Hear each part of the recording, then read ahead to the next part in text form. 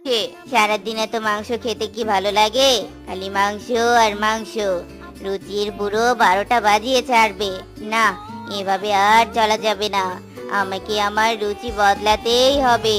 আমাকে আমার রুচি বদলানোর জন্য মৌমাছির মৌচাকে যেতে হবে, আর আমাকে মৌমাছির মধু পান করতে হবে। হ্যাঁ। শিয়াল মধু পান করার জন্য মৌচাক খুঁজতে থাকে, আর খুঁজতে খুঁজতে সে গাছের কাছে গিয়ে পৌঁছায়।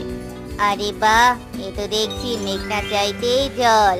এবার আমাকে এই মৌচাকের মধুই খেতে হবে, আর আমার শরীরের পুষ্টি বাড়াতেই হবে। এই বলে শিয়াল মৌচাকের মধু খাওয়ার জন্য লাফ দিতে থাকে, কিন্তু সে কোনোভাবেই মধুর নাগাল পায় না।